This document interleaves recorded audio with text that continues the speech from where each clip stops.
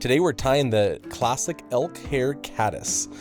Used some great materials for this tie, and it turned out really fun to tie. This is my first time tying this particular fly, and it was super fun to tie it and learn and do this as a beginner, and hopefully it's helpful for you as we tie this together. Using some 6/0 olive thread, and started about a quarter way down the shank, winding backwards towards the hook side, and didn't need the tail for this particular fly, so I trimmed that off and kept winding backwards towards the hook to build a thread base for this great fly.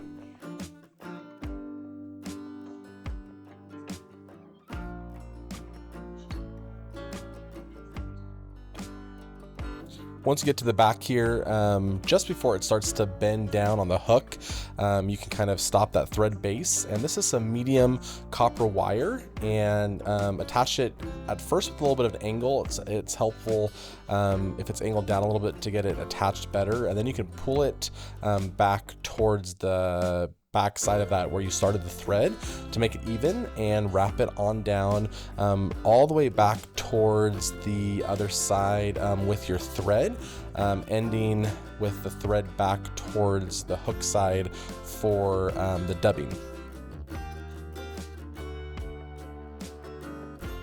This is some just simple brown dubbing, and I use just a little bit of spit on my fingers to get the thread moist and ready for it to stick.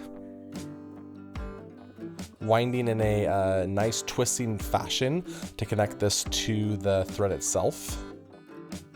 Please be sure to like, comment, and subscribe to the channel and to these videos, and let me know down below what you've learned maybe this last few weeks tying yourself, or what you've learned, or tips and tricks for tying the Elk Hair Caddis yourself.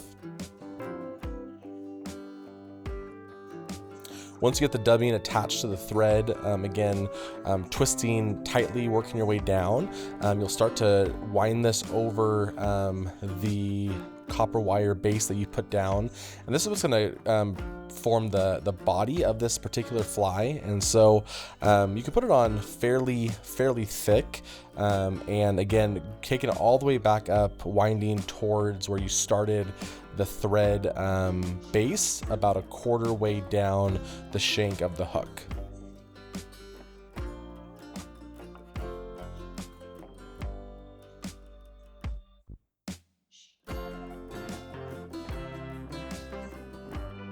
Once you make it back to that junction point, you can put some few wraps there to finish securing the dubbing to the middle part. This is a red dyed Rooster Hackle, and this is going to form, again, continuing on that body piece. And so again, with the angle facing down, I peeled off some of the fibers from the bottom part of this feather to get a good attachment point.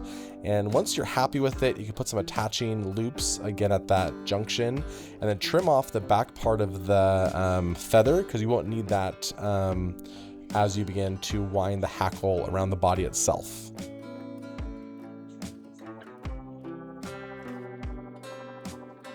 You can pull that through a little bit more, and then a few more loops just to really make sure that's secure on the base there of that feather.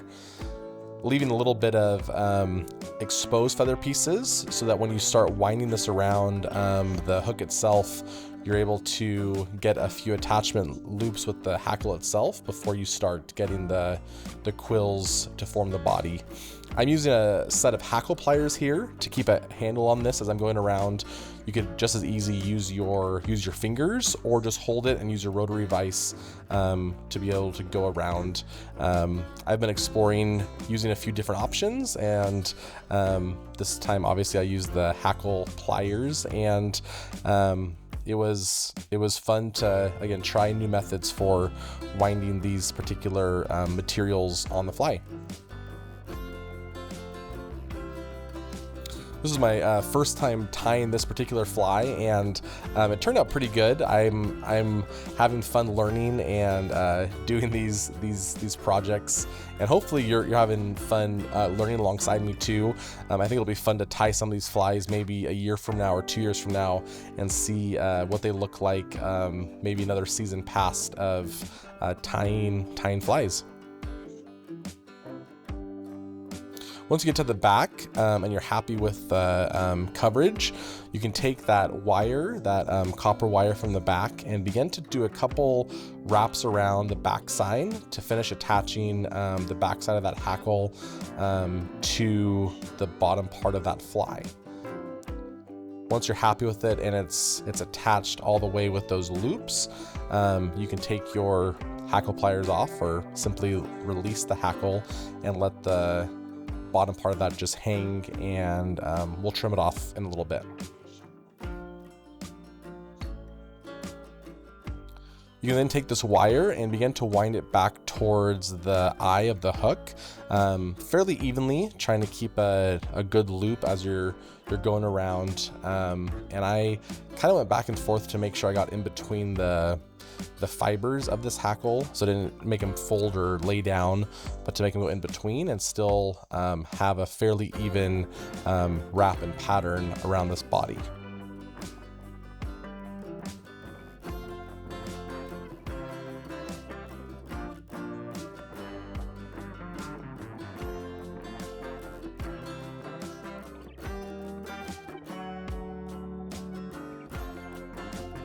Once you get to the front part of this hook, you can take your thread and wind both in front and behind of this wire to attach it to that part of the hook that you're looking to attach it to.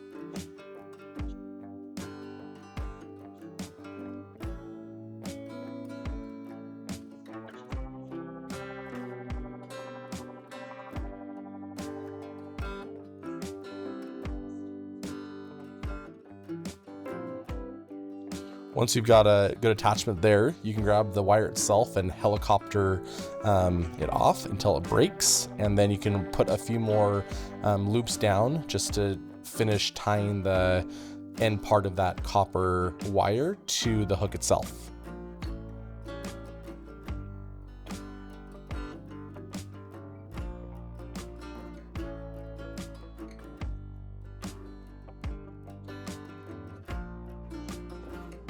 Then you can trim off the back part of that hackle.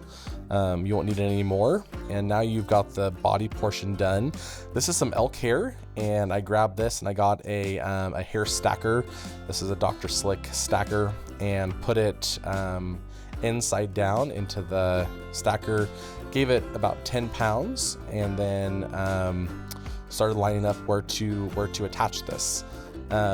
I'm calling this a long hair caddis because I probably would have made these on my next round of doing a few of these, the elk hair a little bit shorter, hanging off the back.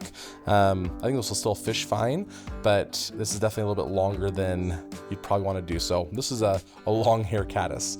I noticed when I was tying this hair on, it kept wanting to rotate. So I would put a few loops, re-straighten it, put a few loops, re-straighten it, and then once I was happy, I started putting some tension down on the hair itself. You may just split the hair about in half, put a couple loops on the middle part of that, and then you can grab the whole bunch itself and then put some attachment loops on the front part of this to really finish attaching this hair to the hook itself. Once you're happy with it, you can grab your whip finisher and take some finishing loops on the front part of this hook itself to finish attaching this. It was interesting with all this hair trying to kind of poke out when I was whip finishing. I had to hold back the hair, put some loops, hold back the hair, put some loops. It was a little bit of a back and forth, and so maybe you've got an easier way to do this, but it was interesting to figure out how to get the finishing loops on and hold the hair back.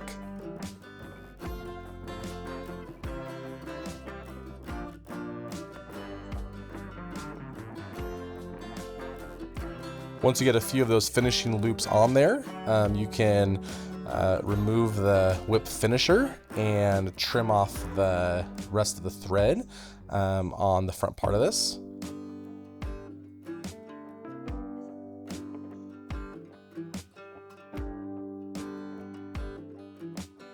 And then you're going to want to take the rest of this elk hair, the front part, and be sure to separate it from the actual behind part, but the actual head part of that, you'll take it and you're going to want to trim it at an upwards angle to kind of give it a little bit of a haircut to finish forming the front part of this fly.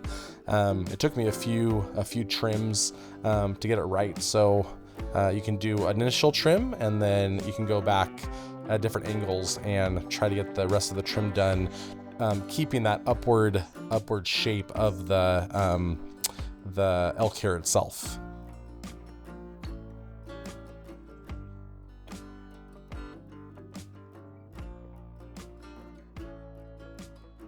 And there you have the Elk Hair Caddis.